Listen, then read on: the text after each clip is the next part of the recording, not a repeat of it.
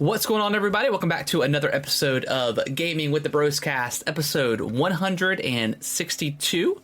My name is Harrison. I am joined by my brother Nick. As always, Nick, how are you doing? You're all hyped up over there. I'm always hyped. Always hyped. Mondays, man. Always, man. I'm doing good. It's been an interesting couple of days. I don't know if you've been keeping up with the news, but we had the bank crash, Silicon Valley Bank.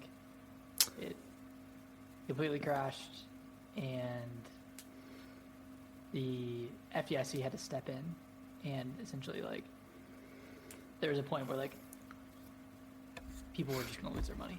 Jeez. And the reason it affects me is because I work in that industry, so it was impacting a few of, like, my clients. Yeah. So it was a mess last week. Dang. And it's continuing to be a mess this week as it is impacting other banks too that our clients also bank with. So, Huh. Where is this bank located at? it's in California. Is it just a California-based bank, or is it?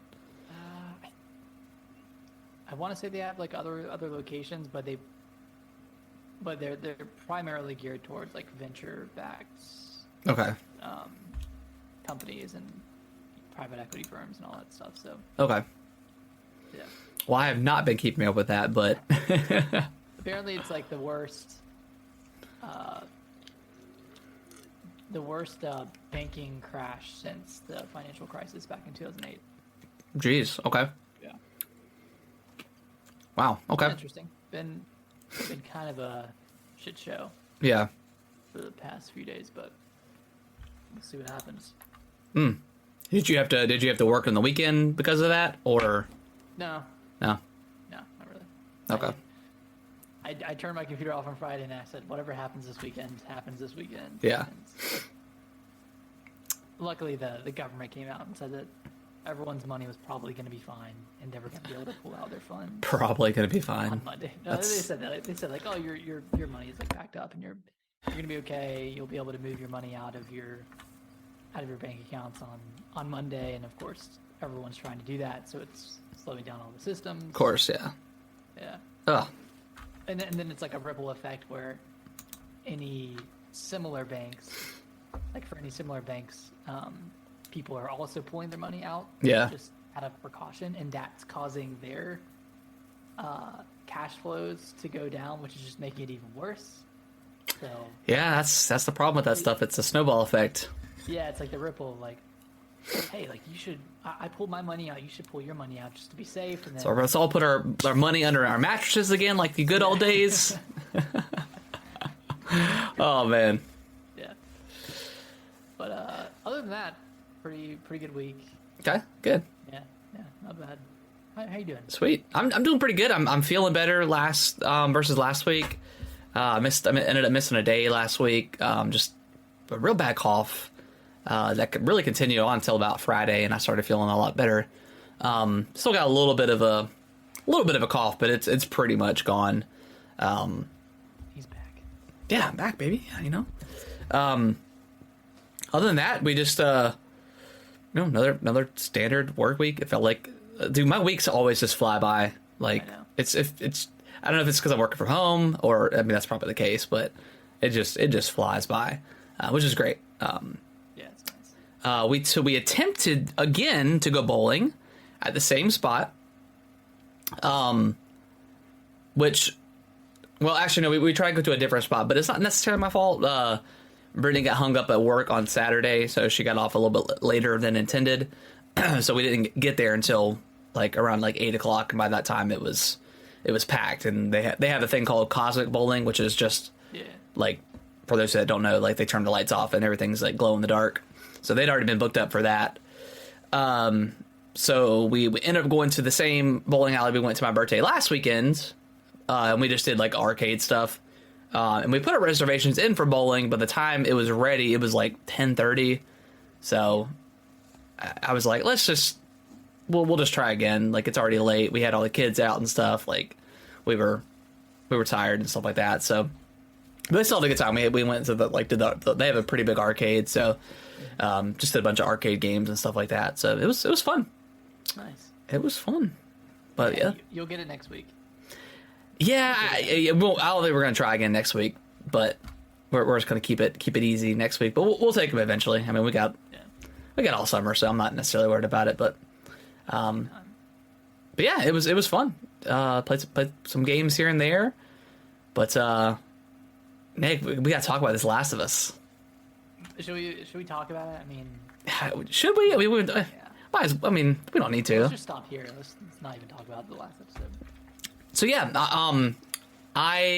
let's talk about the episode, of course, and then we'll kind of give our opinions on the season as a whole, and maybe some improvements we want to see until next season, all that good stuff. But Nick, episode 9, the season finale, I felt like the shortest episode of the. I think it was. I think it was. How'd you feel about it? I thought it was great.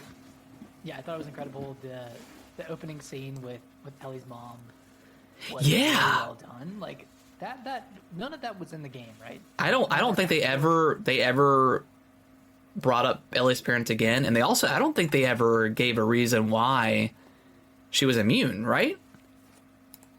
No. I don't think they Is that why did. she was immune? It's because her mom got bit right as she was having the baby? Is that kind of the implication? For my understanding, I mean, I know that like the stem cell, like all that stuff is like super useful in like the medical industry. Obviously comes from babies and stuff like that, and so it's super controversial, but I think it had something to do with that. I think she got bit, it spread into like the umbilical cord and reached Ellie, and then she cut it, in which also I was like, why are you using the knife that you just stabbed the infected with to cut the umbilical cord? Oh, I didn't even think about that. But I think the bite, like, I don't know. I don't know if it even spreads that fast.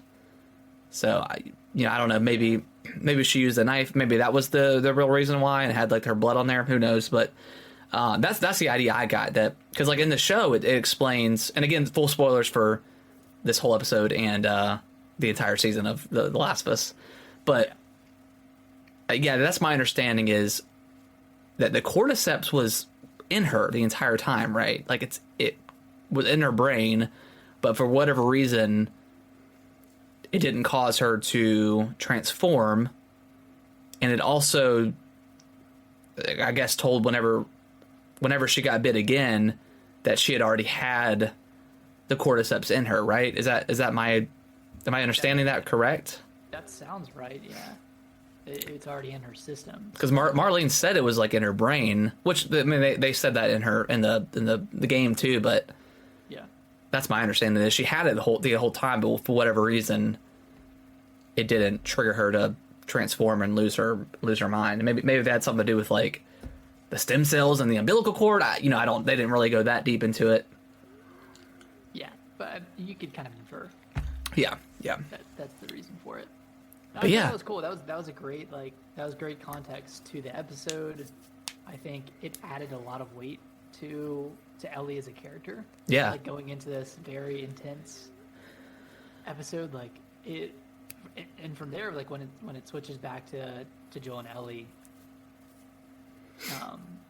you kind of immediately see the weight of episode 8. Oh yeah, it's all of her. With David. Yeah. Yeah, because now, Joel is full on dad mode and accepted her as his own, and he's trying to talk to her the entire time, and just they just did like a 180 of each other, and she's the quiet one and he's the talkative one. But yeah, I forgot that Ashley Johnson was going to be in the show until she pulled up, and I was like, what? Her voice sounds so. I was like, holy crap, it's Ellie. It really did sound like Ellie. Yeah, like she's Normal voice. I listened to the companion podcast this morning, and they were talking about how Craig was talking about how Troy Baker is like a man of like many voices. Like he doesn't sound like Joel when he's speaking normally, but Ashley Johnson, like you could just straight up tell that she's Ellie. Like she was like cussing on the podcast, and I was like, dude, that's just Ellie, man. This is weird. But yeah, I thought she did a fantastic job. Yeah, it was intense. That whole moment was intense. Yeah. But yeah, it's kind of like a way for her to like. I mean, obviously we don't know the future of like the game franchise, but that was kind of like, I felt like a way of her handing off the mantle to Bella Ramsey as Ellie going forward, which I thought was really cool. But A lot of really cool tie-ins yeah, with the voice actors. I think that was like very well done. Every major character in the game had some sort of a part yeah, in the show. yeah. And I think that's where like just the difference of this show versus any other video game adaptation is obviously Neil Druckmann is heavily involved in producing the show, but you could just tell the care and love that went into this episode, this whole series, and just bringing all the talent in from the game and having them incorporated into the show was awesome. And like no other game adaptation outside of like Uncharted, they had Nolan North, on the beach or whatever, which is a cool moment, but no other game does that. So I think that's they just really took care of like all their talent and stuff like that, and gave them a way to be incorporated into the main series. They did. Obviously, killed them off immediately as soon as they enter the show, but none of them lasted very long. I'll tell you no. that. And then the famous giraffe scene. Yeah. That was cool. That was a very sweet moment. I couldn't tell at first if it was like a CGI giraffe or a regular. They confirmed it was real. They confirmed it was a real giraffe. The backdrop was definitely CGI or green screen, but because I was wondering the same thing until the giraffe like tongue came out and grabbed like a little plant, and I was like, I think that's real. Yeah, I think that's real. But yeah, that moment. I mean, I really thought that they were going to deviate a lot more in the show, and that's what like all the reviewers were kind of saying. But they really didn't. They really stuck to most of the major moments in the game, which is great. I mean, I thought all those moments, like, it didn't feel like it was like rehashed or anything like that. It felt just as cool to see it. It meant just as much watching on the show than it did the game. So I thought that was a really touching moment too. Even like the whole ladder point, when she's like, when she drops the ladder and she runs away, like everything was like 1-for-1 just about. Hey, are we live? We're not live on Twitch. We're not live on Twitch. Yeah. No more Twitch? Oh, it's just not working? Yeah, I couldn't get Restream to work on both. Oh, okay. So right now it's just on YouTube. Yeah. Okay. So I just want to make sure. Okay, yeah. Yeah, that ladder moment was funny. That gave me a chuckle. I nudged Alicia. I was like, that's the game. That's the game. That's the game. Yeah. Yeah, and then after that, man, like as soon as Joel started talking about Sarah, I was just like tears in the eyes, man, because I thought that was just such a heartfelt moment, and he's telling Ellie about Sarah, and then what does he say? She says time heals all wounds, and he said, what did he say? I can't remember exactly what he said, but he basically just said like it wasn't time, yeah, which inferred that it was her. Yeah. So yeah, just a super touching moment. Both of their looks they gave each other were perfect. Yeah. Yeah. Oh my gosh, that's such a good moment. Yeah, and then like they're both like so non-confrontational. Yeah, like non-emotionally confrontational, that they didn't like say, "Oh, I love you" or whatever. It was just they understood that moment, and then Joel's like, tell me a shitty pun joke. Yeah. But yeah, that moment was incredible. Perfect. Yeah, it was perfect.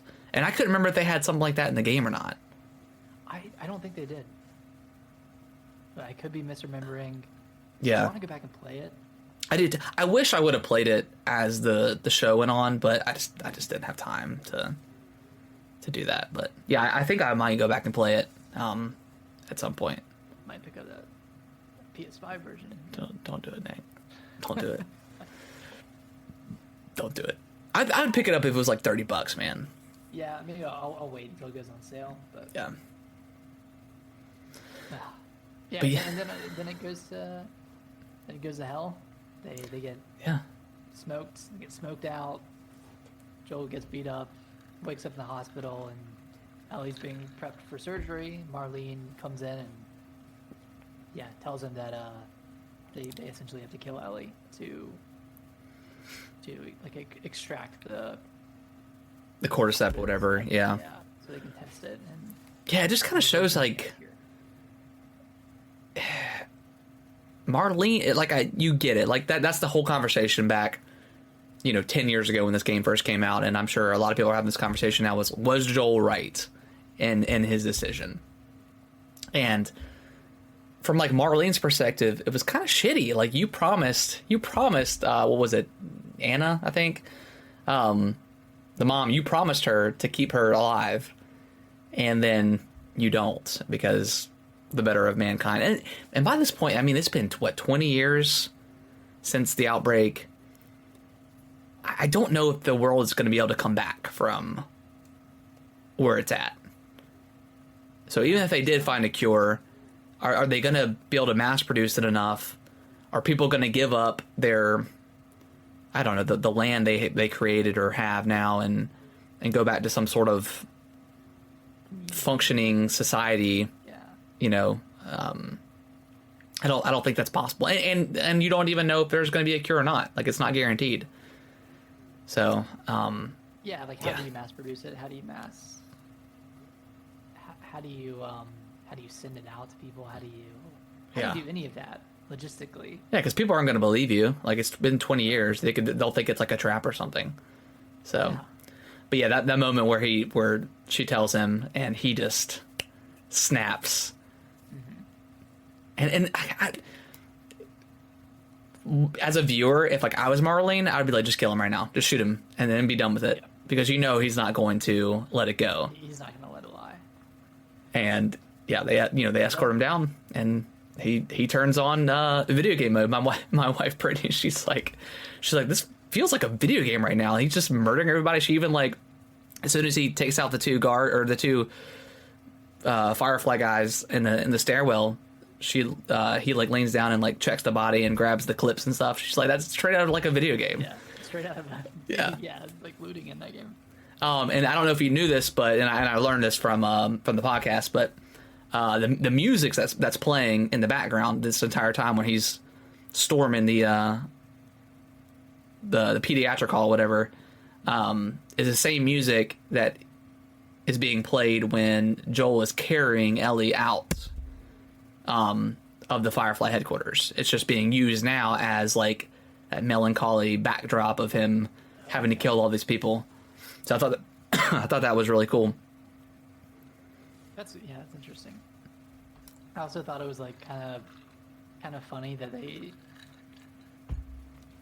stuck to like the sign postage or the signage of the hospital. Like they actually brought her to the pediatric section. Yeah, that was weird, right? Just set her up like wherever they could.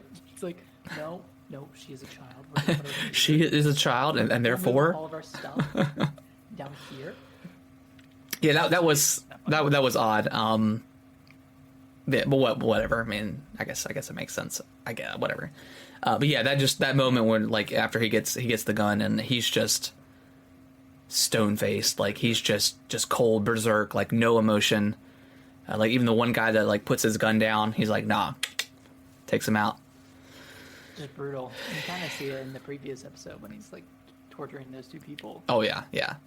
How kind of relentless he is. And yeah, he's a scary dude, man. I would not want to come across. I would not want to be on his bad side in the apocalypse. He doesn't leave anything to chance either. He's like, I'm not going to live. No. Yeah. You're gonna come back later. And he does the same thing to Marlene. Yeah, because she gives up. She says, let me go. And he's like, no, you'll come after me. You'll always come after her. And you couldn't take that chance. So, yeah. And then obviously we get the scene with Abby's father. Yeah. For the next game. No. Yeah. I saw the TikTok of like the what is it, the oh my gosh, Interstellar, where like the moment where Matthew McConaughey's like, Yeah, I saw that. don't, like, it's like that, but oh god. I guess not to spoil too much about the second game, but Yeah, we won't spoil what happens, but yeah, and Laura Bailey yeah. plays one of the nurses in the room. Oh, does she? Okay, I didn't notice that. The voice of Abby. Yeah. Okay. Well, there's a part that if you whenever Joel is making his way to the hospital, there's a slight blur on screen of someone running by, and it's someone with a braid. So people are thinking that's Abby in the hospital. Right. It's like it's like a very quick second that I mean, I didn't even notice it when I wasn't until I went on Twitter and saw it. And I was like, wow, they did such a good job of like just sneaking stuff in. And Dina. Yeah, Dina was in. Yeah, she was in there for like 2 seconds. What's up, Point Break? Yeah, sneaking in Dina for like a second or so. Yeah. But yeah, they're setting it up. Yeah, they are. Yeah, and then we get that big moment, and I was wondering if they were gonna like have the cutoff like they did in the game. They did exactly as they did in the game, and I thought it was just as brilliant 10 years ago as it is now. Yeah, it was perfectly executed. It was impactful. I want to talk to my friends who've never played the game. Yeah. Who are watching the show and see what they think, because it is like it's a very divisive ending. It is, yeah. And I mean, depending on like what side you fall on, like I feel like a lot of like parents would fall on the side of like you're going to protect your kid. 100%, 100%. Second thought, and I agree with that. Yeah, I would do the same. And then you have your people who are like, well, you got to think about the greater good, and you have to think about what it could mean for the world. Yeah. Like neither one of those opinions is wrong. It's just neither are wrong. Priorities. Yeah. Because I mean, again, like referring, going back to the state of the world, and if they even could develop a cure, who wants it? You have all these crazy people out here that have 20 years of just violence and cannibalism and all this other stuff that I don't know if the world can come back from that. You probably couldn't get back. So I mean, on one hand, yeah, as a parent, there's no second thought. But also, like, if you were in those shoes where you're with this person for 6 or 7, like, I don't know the exact time span, but I mean, it was a long time. It was like, I don't know if it was a year, but it was like under a year at least, that you're with this person, and then they're going to say, hey, we're going to kill her. Like, what do you can you live with that? I mean, maybe you can if you think it's for the greater good. And I don't think neither one of them had that thought that she was going to die. They probably thought we're going to get blood work. We're going to figure out a way to synthesize a cure, and then we'll be good to go. I don't think they thought they were going to die. At that point, it kind of feels hopeless because, like, well, what was all before? He was delivering her to her grave. Yeah. When you think about it that way, and I'm sure like the thought process is there's no way I'm going to let that happen at this point. I don't care. Yeah. If they can save everybody in the world, I'm not gonna lose another child again. Exactly. So I think just the main gripes I have with the show is I wish it was a little bit longer. I wish we got. I don't want to say it's forced, but I wish. Like, I don't know. It's like the end of episode 8. Joel's on board. I wish we had a little bit more time with them together. I mean, obviously they've been bonding this entire time, but I wish we had just a little bit more of bonding time as they've like fully accepted their kind of roles to each other and that they need each other. You almost need like a filler episode. Yeah. I'm just traveling. Yeah, something like that. I don't know, or I don't know. Maybe throw in like an infected episode in or something where they're the main threat. But and then that's my second gripe is just more infected, and they've already confirmed they're going to have more, so that's awesome. But yeah, just more. I mean, again, with the beginning of this episode, it's just one infected again. So that's only 3 episodes that had more than one Yeah. infected. So that's crazy because I mean, obviously in the game, I mean, you're killing hundreds and hundreds by the end of it, and it makes sense in the game wise. But yeah, I wish there was just a little bit more infected because they're obviously a huge threat and they're like an unstoppable force. And it would have been nice to see them on screen because I thought like the costume design for them was incredible. Yeah, it was stellar. Yeah. And I mean, part 2, whatever they do, it's gonna have more infected because a lot of the story beats in that game rely on infected. Yeah. They like come from the infected, whereas in the first game, it's all the story beats are with the people. Yeah. Or with human interaction. So I think we'll see a lot more. Yeah. But I mean, overall, I thought the season was so good. I thought it was excellent. I thoroughly enjoyed every episode. Yeah. Even the ones that were a little bit slower, and I can only think of 2 off the top of my head that are kind of lesser Yeah. episodes. That being episode 4 and episode 7. Yep. But I do wish it was longer. I wish it was like a 12 episode season, or even just a 10 episode season. Like it needed more Joel and Ellie. Yeah, or like, and I hope that they explore that in season 2. Like maybe we just get like a one-off like side mission style. You know, we gotta do some raids or something. We gotta get some supplies, something like that. I wish they would. Yeah, I wish they would have had like an episode like that in this. But I mean, it is what it is. But it's still, the series was still fantastic. Yep. And yeah, I can't wait for season 2 and whatever they do beyond. It probably won't be like until 2024. Yeah, probably. Thing. And I want to see more like pre-apocalypse stuff too. Like that was some of my favorite moments in the show. Was just with the doctor talking about the cordyceps, and she said, "Well, you bomb the city. It's too late. Let me go home with my family." Like that was so intense. I know. It was so good. I guess they only did it for the first 2 episodes, right? Yeah, it was just the first 2. Yeah. Yeah. But yeah, I thought the whole series was fantastic. Again, very, very minor complaints. Just I wanted more. I mean, if that's a complaint, then complaint. yeah, it's a good complaint to have. And then just more infected next go around. I want to see more on screen because episode 5 was incredible with how many they put on screen. Yeah, So, it was. any last thoughts? Can't wait for more. Yeah, can't wait for more. Can't wait for more. Should we switch over before? Yeah, let's go ahead and swap over before we dive into the games. All right, we are back. Nick, what have you've been playing a lot this week? I know. I've been Well, this week. let's save RE4 for last because I cannot wait to talk about that with you. Yes. I want to hear your thoughts on Halo first. Yeah. Because So you haven't played in a long time, and I've been playing a lot, even prior to season 3. So I want to hear your thoughts on the game.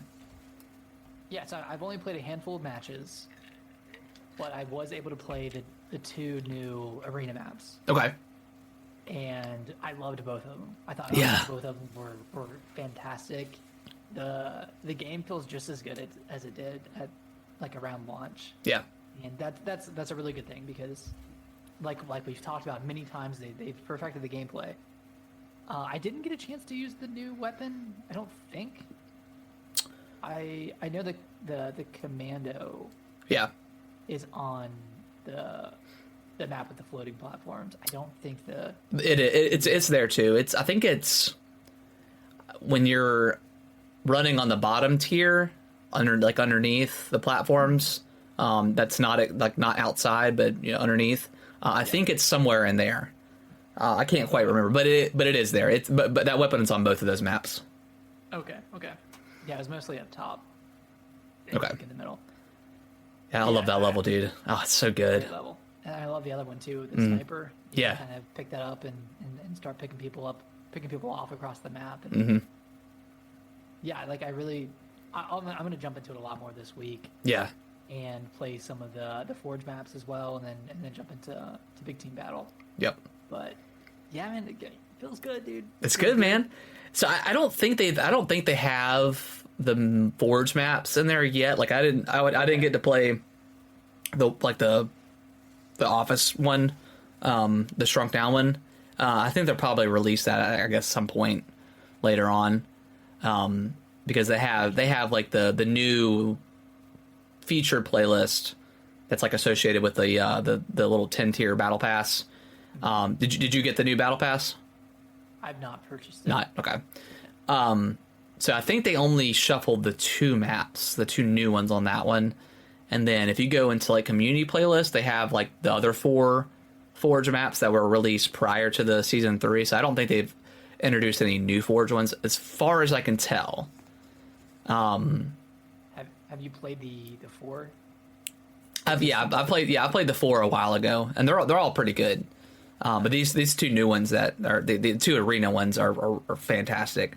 I've only played Escalation Slayer once. They don't have a playlist for it, which is kind of a bummer. Annoying, And right? again, Yeah. like I don't know why they don't just separate it. It's like it's a little infuriating sometimes because like that was so much fun. Like starting with a rocket launcher and ending with the skull. Like it was such a fun. You start strong and end Yeah. in weak. That's cool. Yeah, That's it's cool. really cool.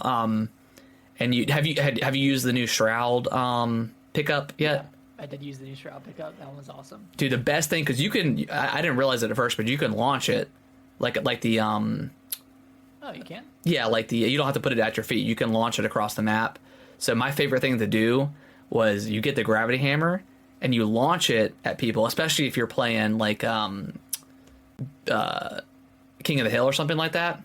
Launch it into the hill while people are there and they don't see you coming because their map doesn't work anymore, and you just run into that thing and slam it down. Oh, it's so good, dude. So much fun. But yeah. Oh, man, we need to get some clips going again. Yeah. I've got a couple ready to go. Couple in chamber. Yeah, but we'll have to play it because it's a lot of fun. It's great. It feels good. I haven't seen anything negative really from Halo. So I feel like it's thing. yeah, it's on the up and up. So we'll see. Yeah, if you want to play this week, just send me a text. Yeah. I'll probably play tomorrow night at some point. Cool. I'm down. Well, awesome. Well, tell me about Metroid.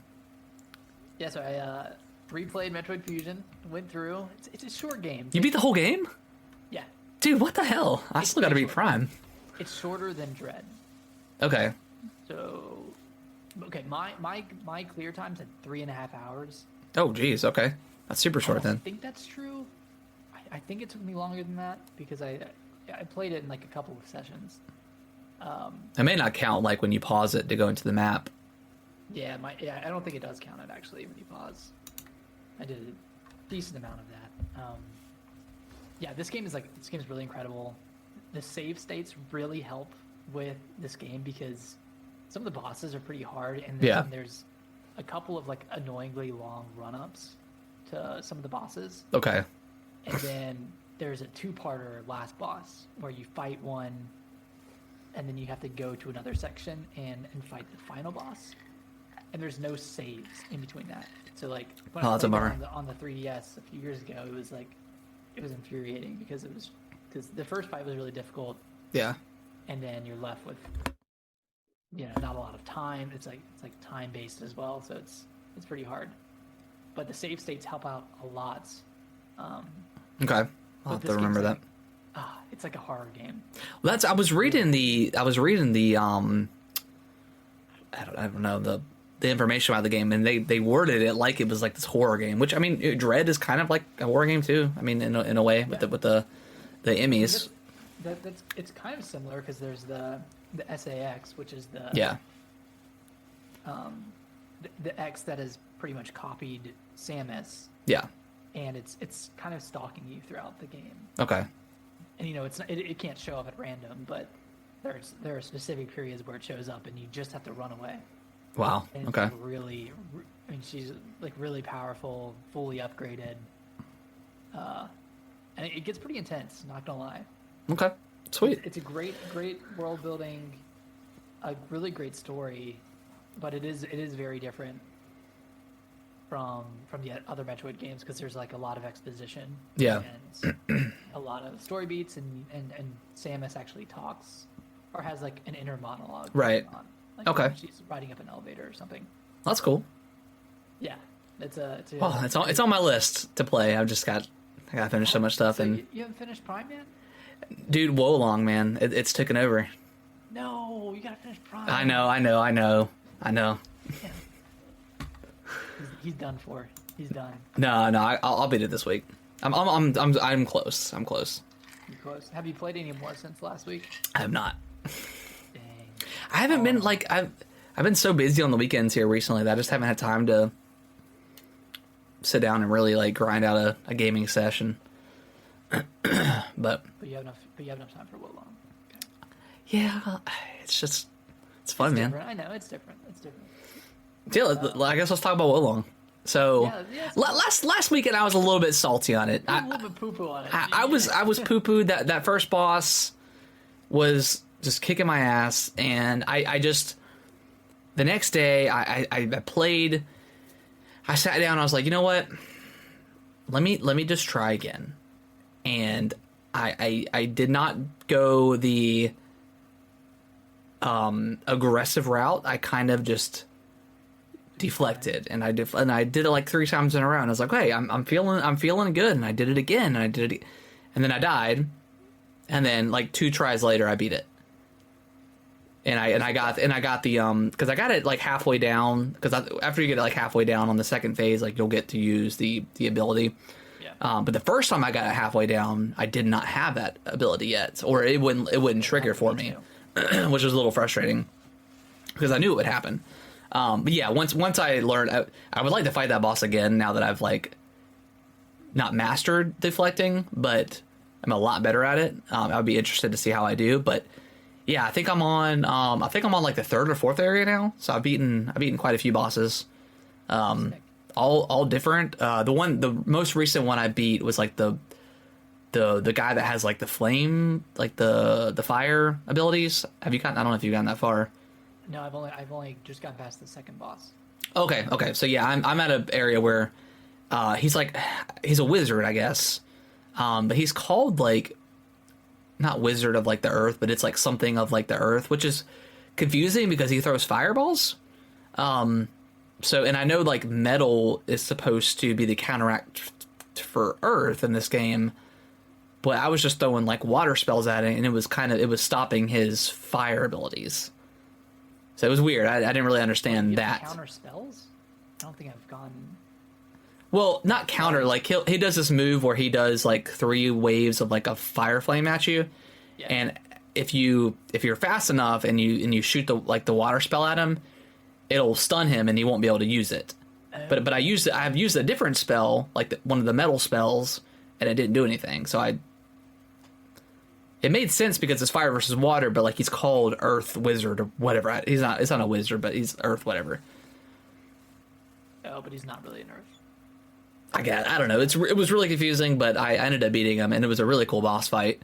But yeah, you can totally counter magic in this game. Like I was coming up, I don't know if you've gotten to this area yet, but I was coming up on this cliff, and there was this wizard or shaman that shot like this like ball of energy at me, and I just hit deflect, and he spun around on his sword and threw it back at him, and it was like an instant kill. It was awesome. That's cool. That's yeah, awesome. It was super cool. So yeah, I'm really liking this game now. Nice.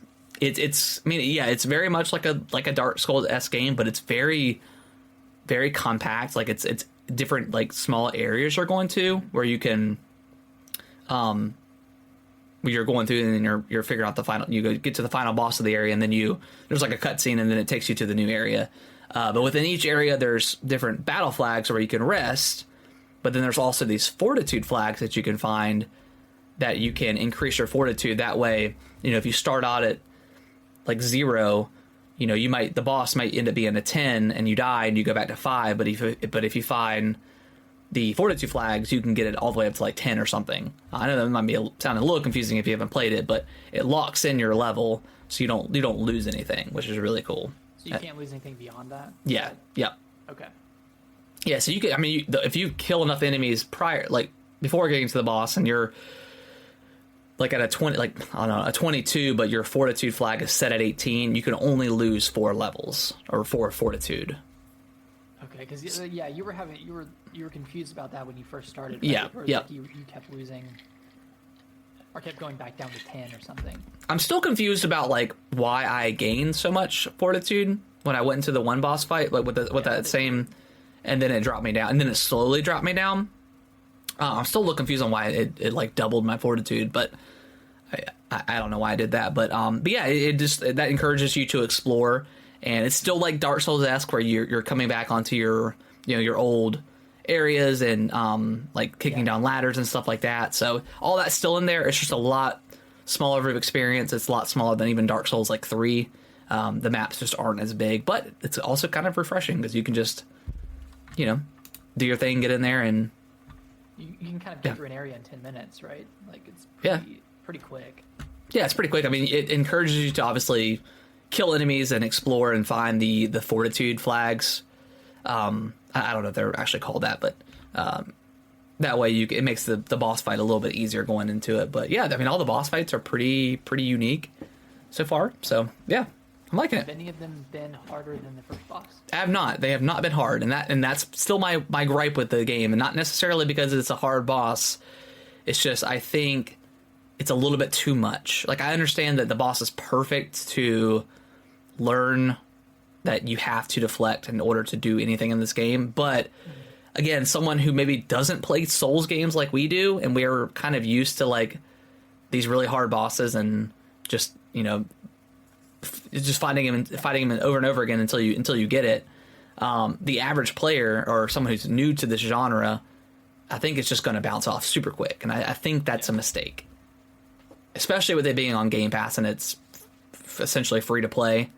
Someone will be, oh, this is a cool game, but then after that first boss, they're gonna be like, this is too much, and bounce off. You have bad word of mouth. Exactly. At that point. Yeah.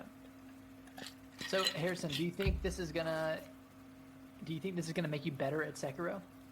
That's what I was thinking. I was like, man, I should go back to Sekiro, but I was like, I'm not gonna do that to myself right now. Yeah, they might be like just different enough where you're still having to relearn something. Yeah. Or like relearn the controls. I don't know. But FYI, I was playing and I had equipped a new piece of equipment, and all of a sudden I couldn't deflect anymore, and I was like, what is this? What is going on? And I looked it up, and turns out if you're over encumbered, you can't deflect. Yeah, so keep that in mind. If you go over 100% of your weight that you can carry or equip, it won't let you deflect.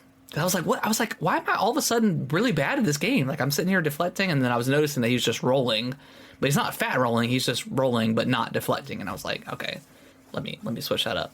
But yeah, I'm really liking it. I'm glad I stuck with it and was able to get to the first boss because it's really fun. It's really fun.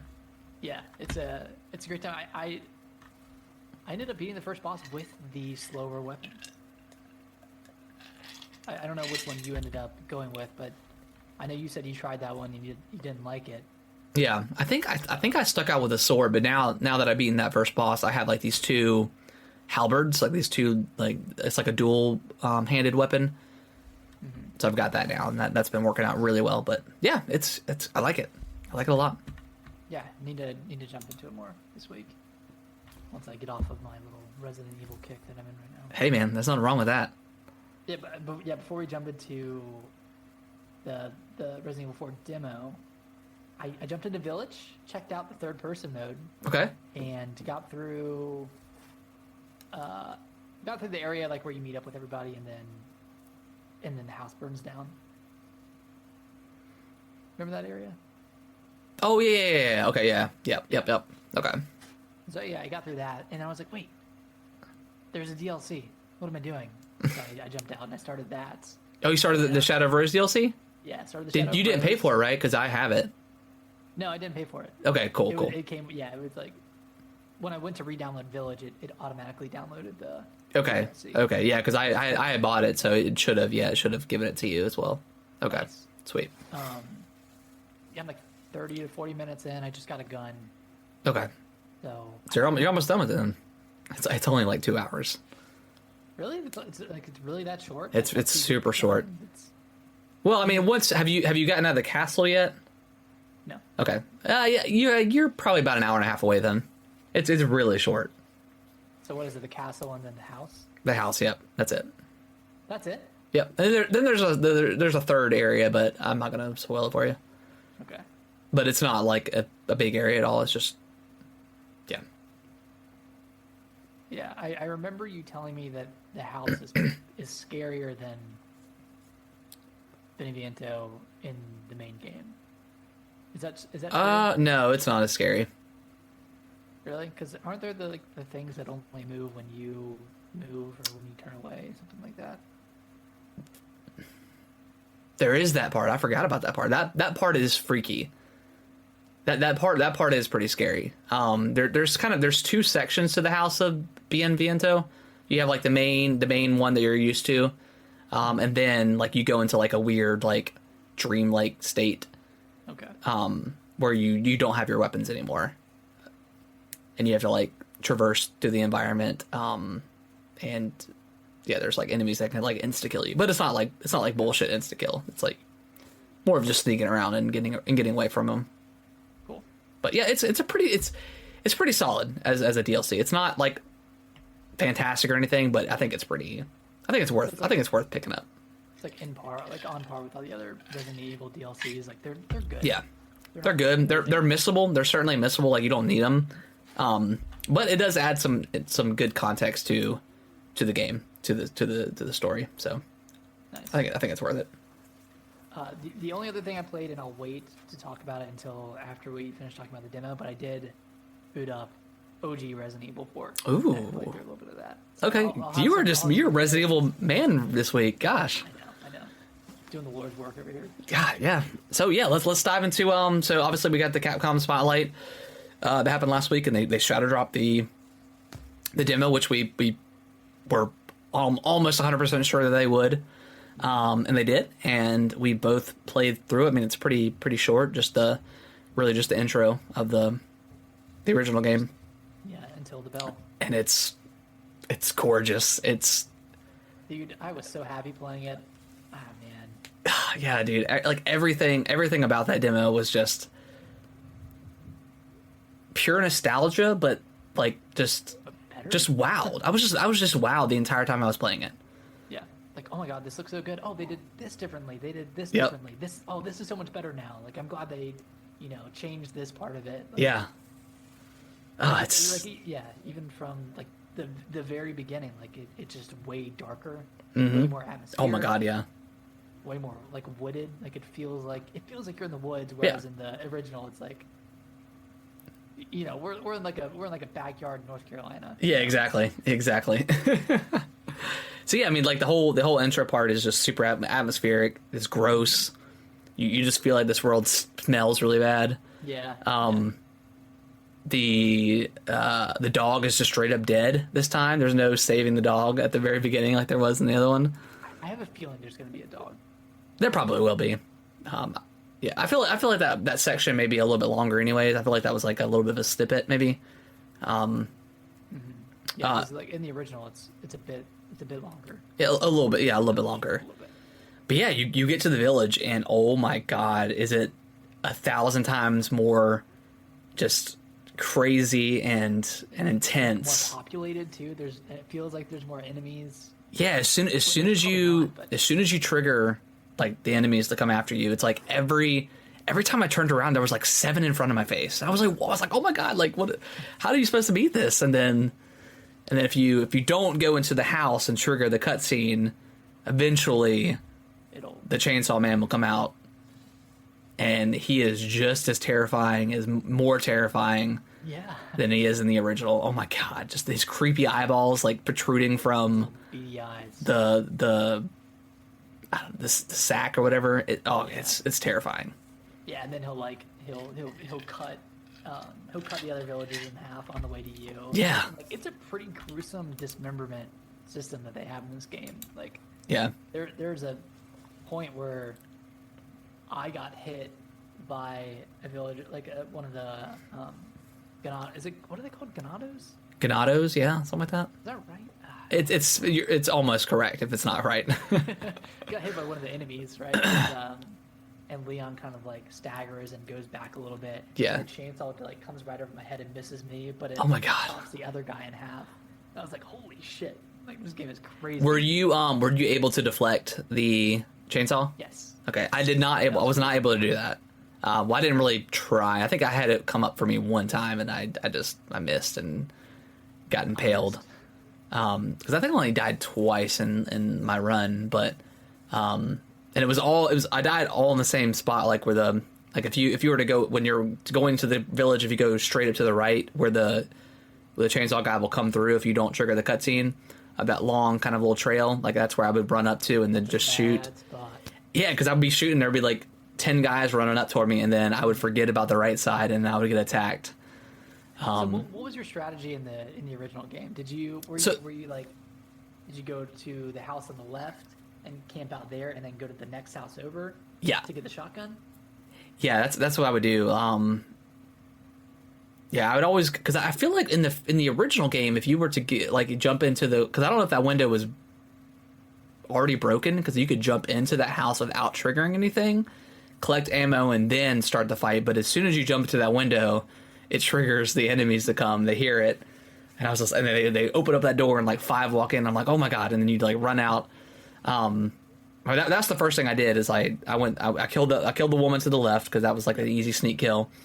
I jumped through the window, triggered the mass horde of whatever zombies, and collected whatever ammo was in there.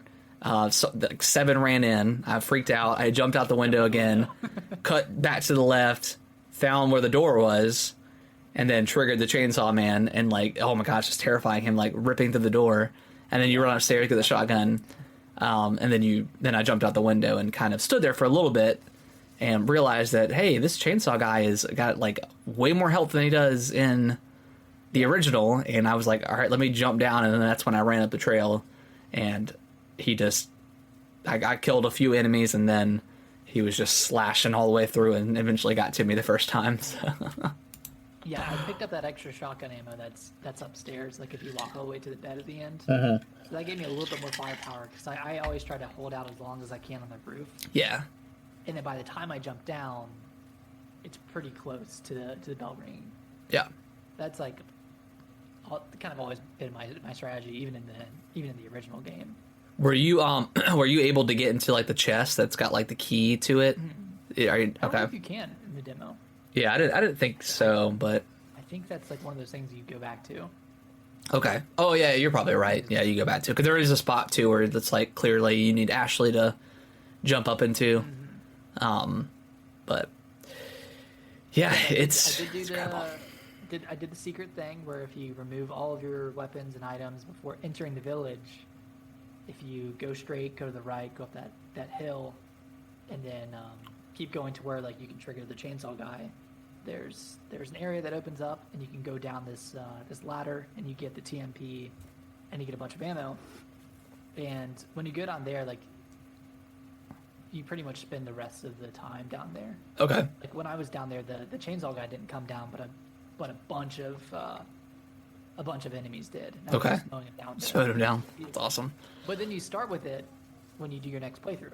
Oh wow. And continuously throughout that, like you just have the TMP, which is Dude, really cool. they do the best demos too, man. They just kill everything. Like all the demos they've ever done, like the tape demo for 7, or is it the video cassette tape for 7 was amazing.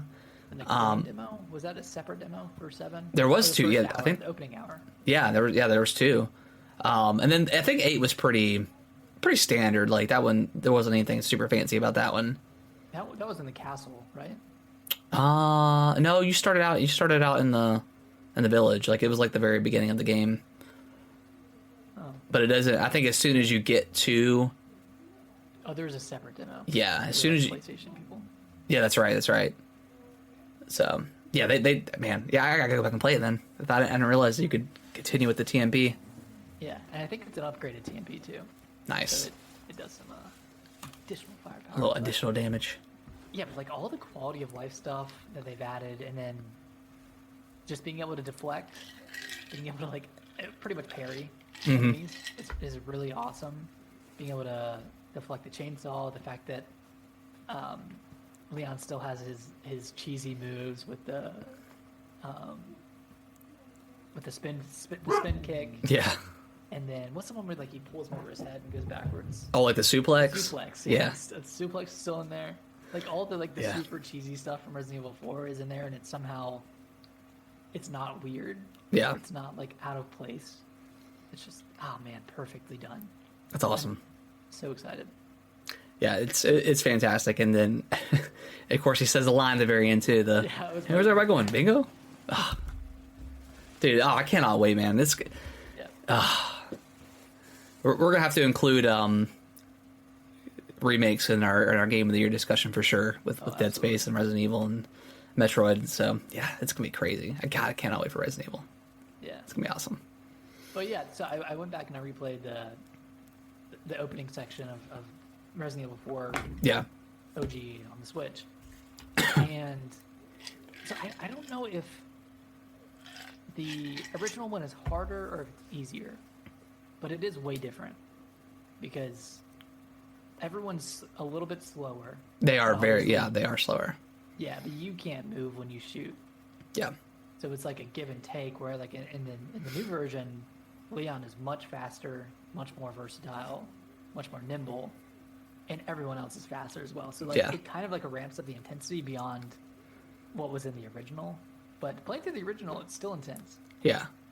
I mean, still pretty intense, but like the new version, the remake, it just this hasn't been like, I mean, 2. I think 2 is the standard, obviously, and I really like 3 too. But yeah, this one could be the best iteration of Resident Evil of all time. So we'll see. And so it doesn't seem like they've cut anything because I guess this is it's not really a spoiler, it's not really a leak, but the achievement list leaked. Okay. And you know how like in all the Resident Evil games, there's an achievement for beating the game in under a certain amount of time. Mm-hmm. And like Resident Evil 2, it's like 4 hours. Resident Evil 3, it's like 2 hours. This one is 8 hours. Yeah. That's the speedrun achievement, which means that this game's like it's gonna be pretty long. I mean, it was like 15 to 20 hours in the original version. Yeah, it's super long. The same in this, which is good. Yeah, man. Resident Evil is one of those games I can replay 5 times. Yeah, just it's so fun. But all right, anything else you've been playing, or is that it? I think that's it. Okay, that's everything. So we'll dive into the news here. We already kind of briefly talked about the Capcom Spotlight. Not really much out of that. I mean, we got to look at Street Fighter 6. That looks pretty cool. We got a release date for You think of EXO? You talking about the? No, what's the detective game? The Ghost Trick. We got a release date for Ghost Trick. I can't remember what date it is, but sometime in the summer. I think it's in June. Mm-hmm. And then we got the Exo Primal. Just looks like a live servicey. Another live service game. I don't know. Like they were showing off like all the battle pass and like the skins and the pre-order. I'm like, who is going to pre-order this game? Like it's not an established franchise. You're already trying to sell us a battle pass with all these skins and stuff. Like I don't know. Just the vibe of it just wasn't there for me. Yeah, I mean it's coming to Game Pass. I might. It is coming for Game Pass. Yeah, you're right about that. But I don't know. It could be fun. The channel that I was watching stream at, Good Vibes Gaming. Yeah. They were saying that they had a great time with the demo. Okay. Or the beta. They said it was just like stupid fun. Okay. But well, we'll see. We'll see. Yeah. Anything else? There's Sunbreak, Monster Hunter Sunbreak. Yeah. Yeah. The DLC that's coming in April to Xbox and consoles. PlayStation. They're supposed to have like another title update soon too, right? For everything. So. Yeah, that's cool. I need to jump back into that too. Play Sunbreak.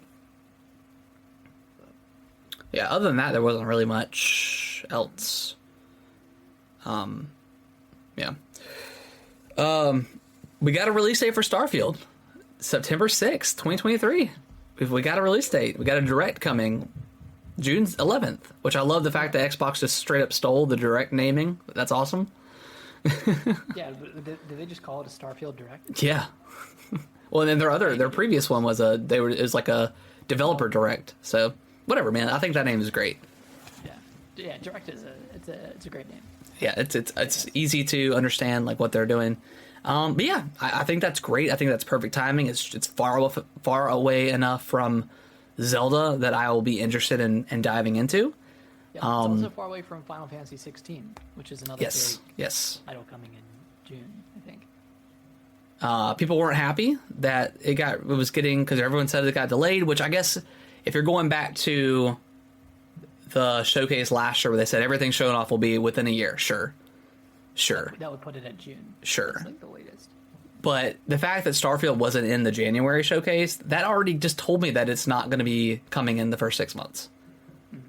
Like, you're going to put it out a month after Redfall? Like, they're going to want to have that game to breathe a little bit. So I don't understand why people are so mad. Like, we got a finite release date. It's coming. You know, if it gets delayed again, then maybe talk some junk. But, like, come on.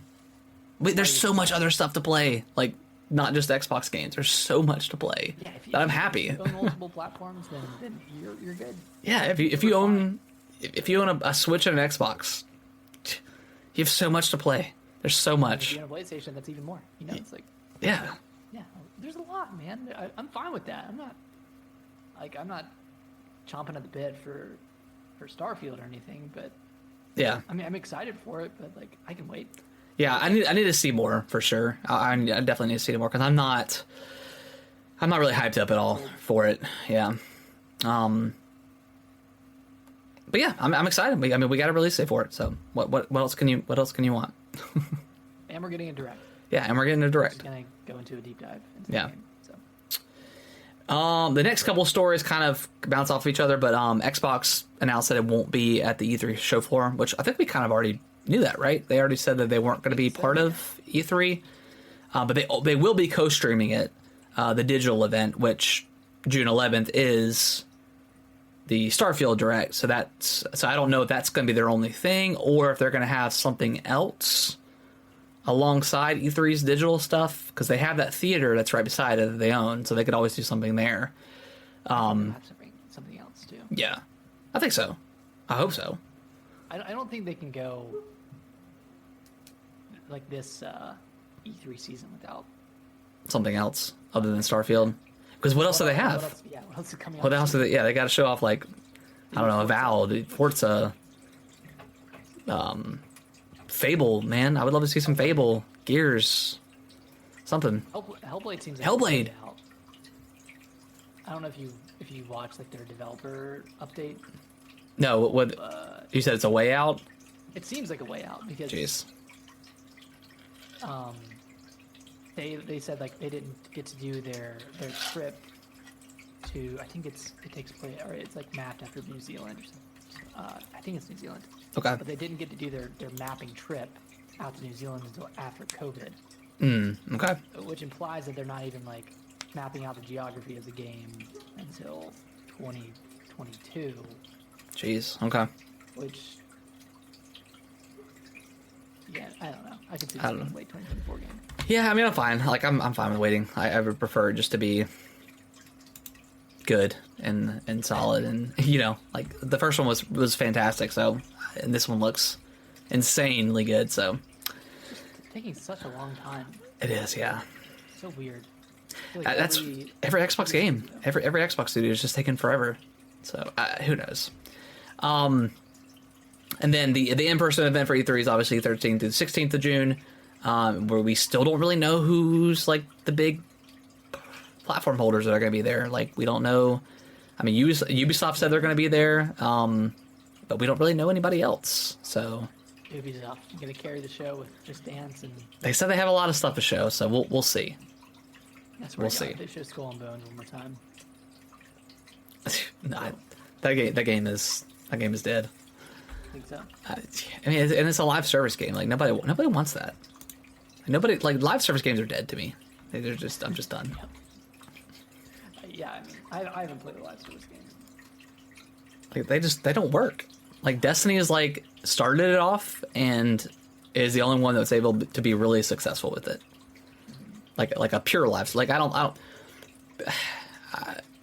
if I would call Fortnite live service, but I mean I guess you could put it in like that category. But I don't know. I feel like that's just a battle royale with a bunch of events and skins and stuff. But that's like a multiplayer. I mean that's just like a multiplayer game. Yeah, which I mean they add modes and different weapons and vehicles and stuff all the time, like even like in the middle of the season. So like I guess you can consider that, but also it's just a multiplayer game that they update frequently. Yeah, just kind of going off that real quick. It seems like Suicide Squad has been internally delayed. Yeah. I don't know if it was publicly delayed or not, but a lot of like reports are stating that this game's been delayed. Yeah, it shouldn't come out. It looks like shit. It looks horrible. Yeah, it looks like a generic shooter that they pasted some. Like you have outside of Deadshot, you have all these characters that are melee based brawler characters, and they all freaking shoot machine guns and shotguns. Like how boring is that? And then all the I love the color purple, but like all the purple-esque enemies and like they have these specific spots like on the tanks where you got to shoot. It just looks horrible. It looks like Avengers. It looks like Gotham Knights. Looks like Gotham Knights. It looks terrible. I'm kind of ashamed of Rocksteady and of coming from like a great trilogy of Batman, and this is in the same universe. And Batman was, I thought the third one had its issues, like, but the first two were fantastic. And Arkham Asylum is one of the best Metroidvania games like of all time. It's so good. I would feel. I don't like to bash the developer or nothing, but I would feel ashamed if I worked there. And this is what I put out of 8 years of development, and this is what you guys give us, is this garbage live service game that nobody wants. Like, nobody. Was there any point where they read the room and said, "Hey, like, it's 2020, and Avengers isn't well received. Maybe we should pivot. Yeah, maybe we shouldn't go that route." But they just buckled down, and it seems like that's exactly what they're doing. Yeah, and like you said, like tone deaf, like we're coming off like 4 or 5, 6 studios shutting down these live service games because nobody wants them, and here they are trying to put out this $70 live service. I'm sure it's gonna be $70 live service game. That's garbage. No shot. Let's take one more quick break, Nick, and then we'll wrap it up. All right, and we are back. Nick, do you want to read the last story? Yeah, this is kind of interesting because this is where everyone thought we were going to hear a lot about Zelda Tears of the Kingdom, but apparently Tears of the Kingdom is going to be skipping PAX East, which takes place on March 23rd to the 26th. Yeah. So no plans to show off any footage of Tears of the Kingdom. And at that point, which I mean, it's just a few weeks away, right? It's just 10 days away. But at that point, it'll pretty much be a month and a half until Tears of the Kingdom launches. It's crazy. We're less than 2 months at this point. It's like 60 days exactly, I think. 60 or 59 days. Like that. And we know next to nothing. And I have to think that's very intentional. I think there's a lot being hidden. A lot that's not being shown off in this game. Yeah. And I don't know how much they're going to show us before it launches. I mean, what do you think? Do you think they're going to have a direct or anything like that? I don't know. Like, I feel like if they were going to have a direct right now, like, because a lot of people are speculating April is going to be the direct. But if there's this supposed Zelda Switch, where does that get launched? Where does that launch at? Because typically, right, those Switches launch about 30 days prior to the game coming out. So, unless we have a direct like tomorrow or Wednesday or Thursday of this week, I don't know. But then why wouldn't it be at PAX? Have a demo of it at PAX. So what are they going to show at PAX? Like Pikmin? They said it was going to focus on competitive games. Splatoon? Smash Brothers. I don't know if they're like planning on showing off anything new. I would be very irritated if I was like a media person, and I booked PAX tickets because Nintendo announced that they were going to be at PAX, and then just recently said that Zelda's not going to be there. So like all those people that booked those probably non-refundable tickets because they assumed Zelda was going to be there, and all of a sudden it's not. Obviously PAX is going to be fun regardless, because we play everything, so Zelda's not the end all be all, but still, if like that's your main bread and butter, if you're a Nintendo YouTuber or something and like you book this stuff, like yeah, I'd be kind of irritated. But I don't know, man. Like they could just not do a direct at all and just be fine. Like I want to see more just because I'm intrigued by Zelda and I love it and I want to see a lot of it, but also like how crazy would it be if they didn't show us anything and just let it launch on the 12th and that was it? Like that would be kind of insane. I feel like if they did that, they'd have to say something. Or I think they would say something of like, hey, there's a lot to this game. There's a lot more than we've shown you so far. We want that magic to be preserved until when the game launches, and because of that, we're not going to show much more of Zelda. Which, hey, I mean, like, not to bring up Elden Ring every single podcast, but that was the kind of the beauty of Elden Ring is like I know they showed a lot of that game off, but I really didn't watch a lot because I just didn't want to be spoiled per se or necessarily. And I think like this could be, obviously Breath of the Wild had a lot of moments like Elden Ring have, but we haven't really had that game since last year with Elden Ring where everybody's exploring this somewhat brand new world. With Tears of the Kingdom, we're going back to Hyrule, but we're exploring all these new areas, these new caves. One person goes off in one direction, one person goes off the other. Hey, I explored. Yeah, I saw this, and I think it's going to be a great moment in gaming, a great zeitgeist game. It's going to be all over TikTok, all over social media. It's going to be crazy. I can't wait for it. It's going to be a lot of fun. And if I don't need to see anything else. I'm good, but also I want to see some more stuff. maybe that's like maybe Nintendo has their finger on the pulse, and maybe they looked at what happened with Elden Ring, and they're like, hey, like this game got a lot more publicity because people were discovering things in real time. And TikTok wasn't around when Breath of the Wild launched, so yeah. Well, it might not be around when that is true. Kingdom launches, but that short form media that gets people hyped up. It's a lot different than it was in 2017. Exactly. Yeah. Back in 2017, it was just YouTube videos. This is how you find this. But with TikTok and Elden Ring, it's like, oh, we're here on this map. Let me fast forward like 30 seconds, and I found this awesome piece of armor. Look how cool it is, and look at my 30-second wardrobe of Elden Ring. I mean, dude, we did Fashion Ring.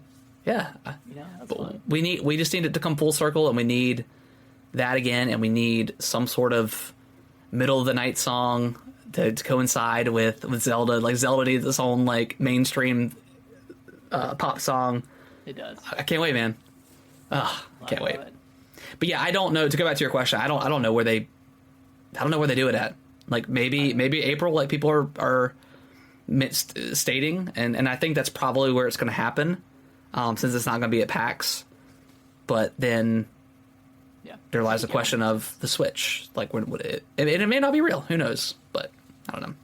Yeah, if it's not real, I think April makes sense because it's not a very crowded month. Like they only have Advanced Wars. Yeah. So there's not too much else to focus on, like marketing wise. Yeah. And that game's it's gonna sell what it's gonna sell at this point. Exactly. Advanced Wars is. It's already been marketed to a degree. I just want them to reopen pre-orders on the collector's edition. That's all I want. Yeah, I did pre-order it digitally today though. I got it on Amazon, which I will probably switch to Best Buy because Amazon is not great with their printer stuff. Are you gonna do pickup? Or are you shipping it? I'm gonna do. Well, I think my Best Buy only does pickup. I don't think they do shipping where I'm at. But I want to possibly go to the midnight release too, and be that midnight release boy and see what happens. But we'll see. I don't know. I don't know if I'm going to do that. I don't know if I can muster up that anymore. But Yeah. I mean, when you have it digitally, you can do the midnight release from your bed. that is true. That is very true. Yeah, but we'll see. It's not the same. A little bit. It's not the same, and I haven't been to one since Breath of the Wild. So again, full circle. We'll see what happens with that. But Yeah. all right, well, I think that's going to wrap up the show, everyone. We hope you guys enjoyed our long discussion tonight with a lot of games. Last of Us. It's been great. Yeah, I just can't wait for Resident Evil 4, man. Yeah. Share your thoughts on that. If anyone's played it, share your thoughts of this on that demo. Yeah, please do. And if you haven't played it, download it. It's amazing. Something else. Nick, where can they follow us on our social stuff? Well, it's on Twitter at GamingWTBros. We're tweeting over there. You can follow us on Instagram and TikTok at Gaming with the Broscast, and you can email us any questions at gamingwiththebros@yahoo.com. .com, yeah. .com. All right, guys. Well, we will see y'all next Monday. We'll talk about that Zelda Direct that's going to happen on Wednesday, and for sure. Yeah, announced tomorrow morning at 10 a.m. Oh God, of Wednesday. There's no way. I hate Nintendo. Yeah, There's no way. but maybe though. I mean, there's always feeling a little tingly, Yeah, Nick. you feel a little No, not at all. Yeah, I'm just feeling the Resident Evil vibes right now. That's all I need. yeah, honestly. All right, guys. Well, we'll see y'all next week. Bye bye.